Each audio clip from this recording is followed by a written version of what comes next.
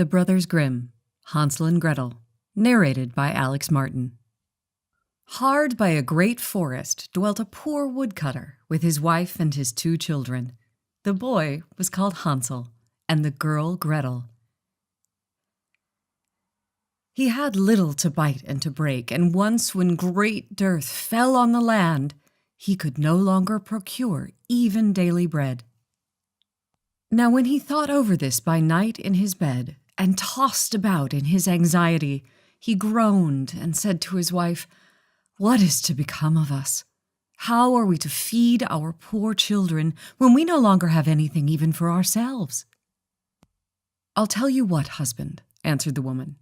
"Early tomorrow morning we will take the children out into the forest where it is the thickest. There we will light a fire for them and give each one of them 1 more piece of bread, and then we will go to our work and leave them alone.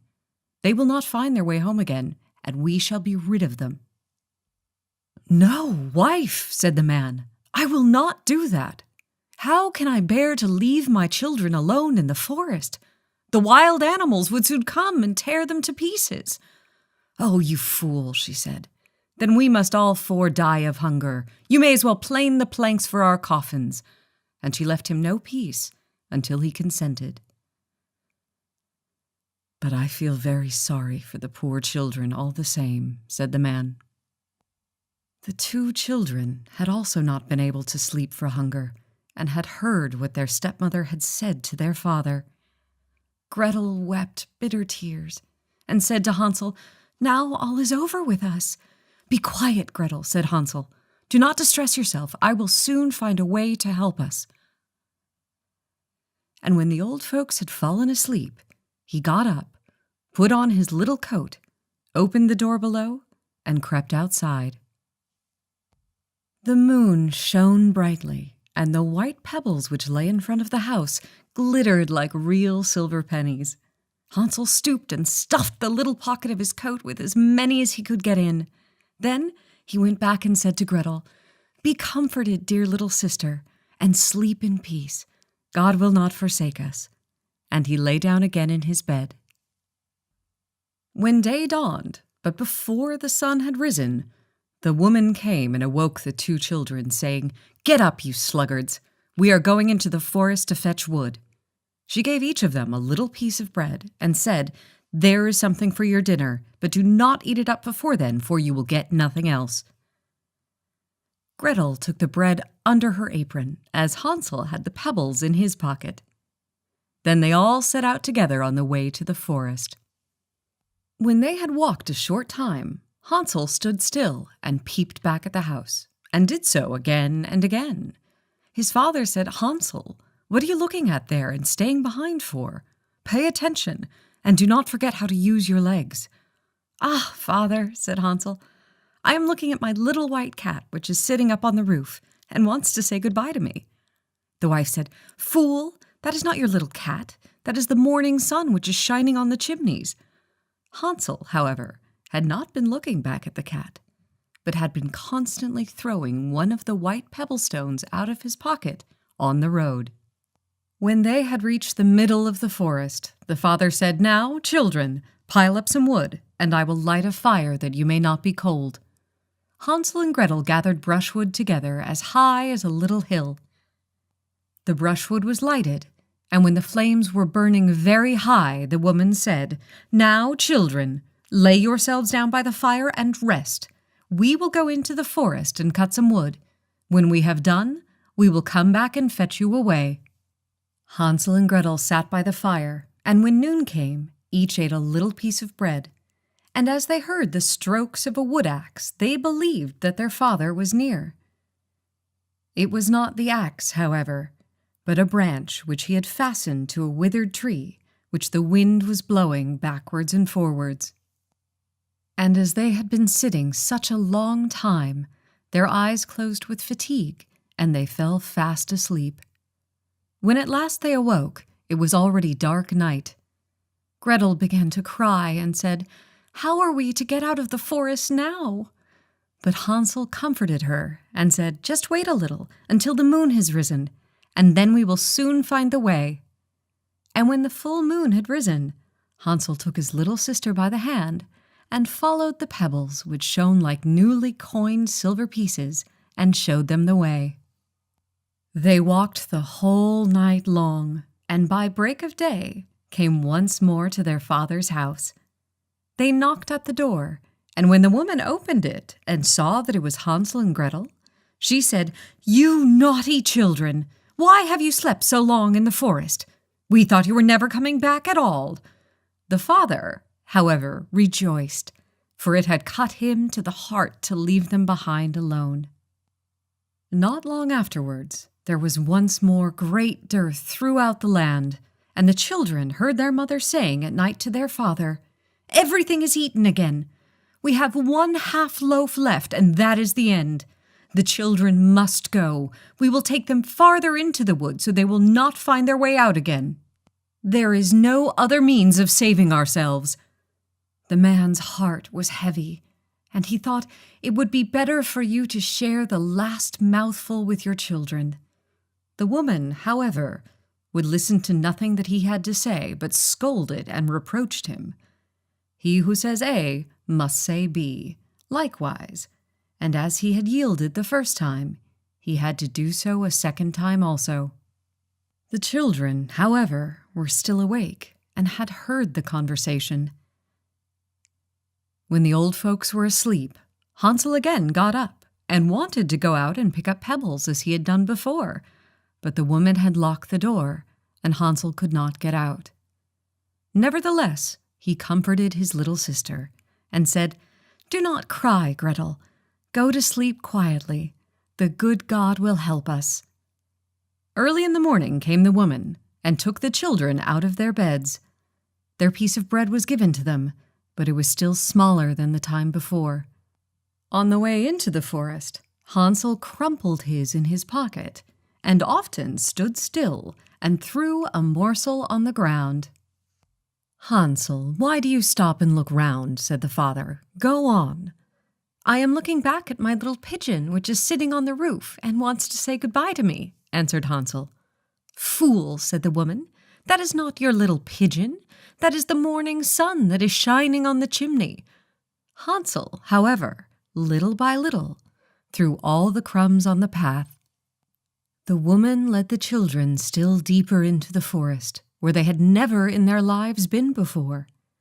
Then a great fire was again made, and the woman said, "Just sit there, you children, and when you are tired you may sleep a little.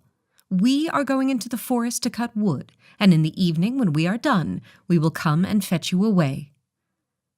When it was noon, Gretel shared her piece of bread with Hansel, who had scattered his by the way. Then they fell asleep, and evening passed, but no one came to the poor children. They did not awake until it was dark night, and Hansel comforted his little sister and said, "Just wait, Gretel, until the moon rises, and then we shall see the crumbs of bread which I have strewn about. They will show us our way home again." When the moon came, they set out, but they found no crumbs, for the many thousands of birds which fly about in the woods and fields had picked them all up. Hansel said to Gretel, "We shall soon find the way," but they did not find it. They walked the whole night and all the next day too, from morning till evening, but they did not get out of the forest, and were very hungry, for they had nothing to eat but 2 or 3 berries which grew on the ground. And as they were so weary that their legs would carry them no longer, they lay down beneath a tree and fell asleep. It was now 3 mornings since they had left their father's house.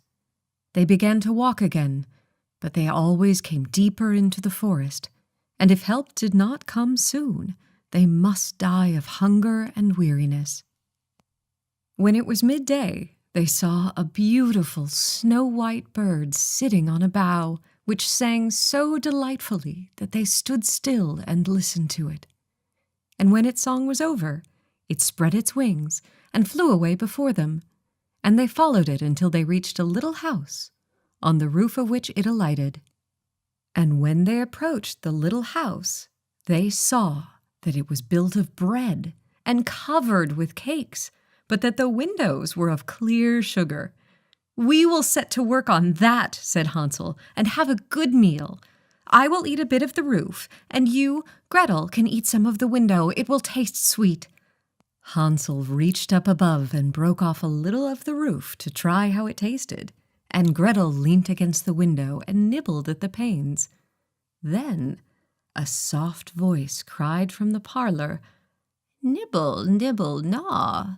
Who's nibbling at my little house?" The children answered, the wind, the heaven-born wind," and went on eating without disturbing themselves. Hansel, who liked the taste of the roof, tore down a great piece of it, and Gretel pushed out the whole of one round window pane, sat down, and enjoyed herself with it. Suddenly the door opened, and a woman as old as the hills, who supported herself on crutches, came creeping out. Hansel and Gretel were so terribly frightened that they let fall what they had in their hands. The old woman, however, nodded her head and said, "Oh, you dear children, who has brought you here? Do come in and stay with me. No harm shall happen to you." She took them both by the hand and led them into her little house. Then good food was set before them, milk and pancakes with sugar, apples and nuts. Afterwards, 2 pretty little beds were covered with clean white linen, and Hansel and Gretel lay down in them and thought they were in heaven. The old woman had only pretended to be so kind. She was, in reality, a wicked witch who lay in wait for children and had only built the little house of bread in order to entice them there. When a child fell into her power, she killed it, cooked it, and ate it. And that was a feast day with her. Witches have red eyes and cannot see far, but they have a keen scent like the beasts and are aware when human beings draw near. When Hansel and Gretel came into her neighborhood, she laughed with malice and said mockingly, "I have them. They shall not escape me again." Early in the morning, before the children were awake, she was already up, and when she saw both of them sleeping and looking so pretty, with their plump and rosy cheeks, she muttered to herself, "That will be a dainty mouthful." Then she seized Hansel with her shriveled hand, carried him into a little stable, and locked him in behind a grated door. Scream as he might, it would not help him. Then she went to Gretel, shook her till she awoke, and cried, "Get up, lazy thing! Fetch some water and cook something good for your brother. He is in the stable outside and is to be made fat. When he is fat, I will eat him." Gretel began to weep bitterly, but it was all in vain, for she was forced to do what the wicked witch commanded. And now the best food was cooked for poor Hansel, but Gretel got nothing but crab shells. Every morning the woman crept to the little stable and cried, "Hansel, stretch out your finger that I may feel if you will soon be fat." Hansel, however, stretched out a little bone to her, and the old woman, who had dim eyes, could not see it, and thought it was Hansel's finger, and was astonished that there was no way of fattening him. When 4 weeks had gone by, and Hansel still remained thin, she was seized with impatience, and would not wait any longer. "Now, then, Gretel," she cried to the girl, "stir yourself and bring some water. Let Hansel be fat or lean, tomorrow I will kill him and cook him." Oh, how poor little sister did lament when she had to fetch the water, and how her tears did flow down her cheeks. "Dear God, do help us," she cried. "If the wild beasts in the forest had but devoured us, we should at any rate have died together." "Just keep your noise to yourself," said the old woman. "It won't help you at all." Early in the morning, Gretel had to go out and hang up the cauldron with the water and light the fire. "We will bake first," said the old woman. "I have already heated the oven and kneaded the dough." She pushed poor Gretel out to the oven, from which flames of fire were already darting. "Creep in," said the witch, "and see if it properly heated, so that we can put the bread in." And once Gretel was inside, she intended to shut the oven and let her bake in it, and then she would eat her too. But Gretel saw what she had in mind and said, "I do not know how I am to do it. How do I get in?" "Silly goose," said the old woman. "The door is big enough. Just look, I can get in myself." And she crept up and thrust her head into the oven. Then Gretel gave her a push and drove her far into it and shut the iron door and fastened the bolt. "Oh!" Then she began to howl quite horribly, but Gretel ran away, and the godless witch was miserably burnt to death. Gretel, however, ran like lightning to Hansel, opened his little stable, and cried, "Hansel, we are saved! The old witch is dead!" Then Hansel sprang like a bird from its cage when the door is opened. How they did rejoice and embrace each other and dance about and kiss each other. And as they had no longer any need to fear her, they went into the witch's house, and in every corner there stood chests full of pearls and jewels. "These are far better than pebbles," said Hansel, and thrust into his pockets whatever could be got in. And Gretel said, "I too will take something home with me," and filled her pinafore full. "But now we must be off," said Hansel, "that we may get out of the witch's forest." When they had walked for 2 hours, they came to a great stretch of water. "We cannot cross," said Hansel. "I see no footplank and no bridge." "And there is also no ferry," answered Gretel. "But a white duck is swimming there. If I ask her, she will help us over." Then she cried, little duck, dost thou see? Hansel and Gretel are waiting for thee. There's never a plank or bridge in sight.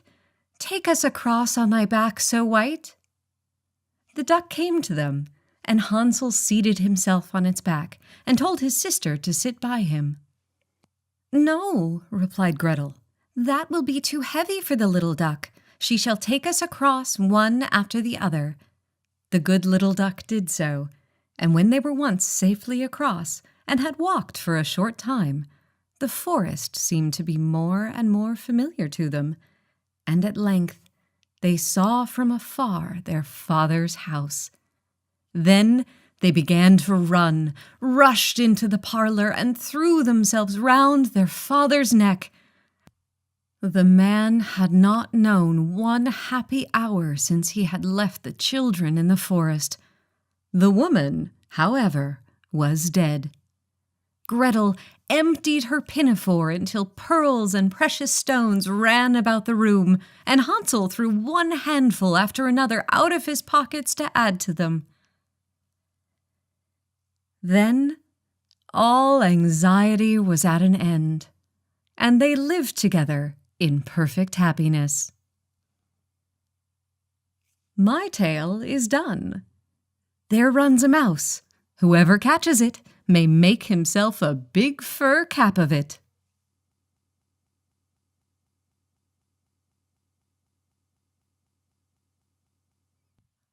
The Brothers Grimm.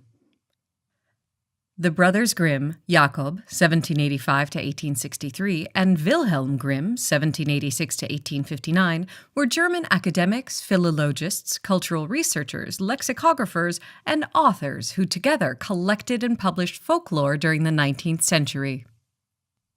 They were among the best-known storytellers of folk tales and popularized stories such as Cinderella, The Frog Prince, The Goose Girl, Hansel and Gretel, Rapunzel, Rumpelstiltskin, Sleeping Beauty, and Snow White. Their first collection of folk tales, Children's and Household Tales, was published in 1812. The brothers spent their formative years in the German town of Hanau. Their father's death in 1796 impoverished the family and affected the brothers for many years after. They attended the University of Marburg, where they developed a curiosity about German folklore, which grew into a lifelong dedication to collecting German folk tales. The rise of Romanticism during the 19th century revived interest in traditional folk stories, which to the brothers represented a pure form of national literature and culture. With the goal of researching a scholarly treatise on folk tales, they established a methodology for collecting and recording folk stories that became the basis for folklore studies. Between 1812 and 1857, their first collection was revised and republished many times, growing from 86 stories to more than 200. In addition to writing and modifying folk tales, the brothers wrote collections of well-respected German and Scandinavian mythologies, and in 1838 they began writing a definitive German dictionary, which they were unable to finish during their lifetimes. Many of the Grimm's folk tales have enjoyed enduring popularity. The tales are available in more than 100 languages and have been adapted by filmmakers, including Lotte Reininger and Walt Disney, with such films as Snow White and the Seven Dwarfs and Sleeping Beauty. During the 1930s and 40s, the tales were used as propaganda by the Third Reich. Later in the 20th century, psychologists such as Bruno Bettelheim reaffirmed the value of the work, in spite of the cruelty and violence in original versions of some of the tales, which the Grimms eventually sanitized.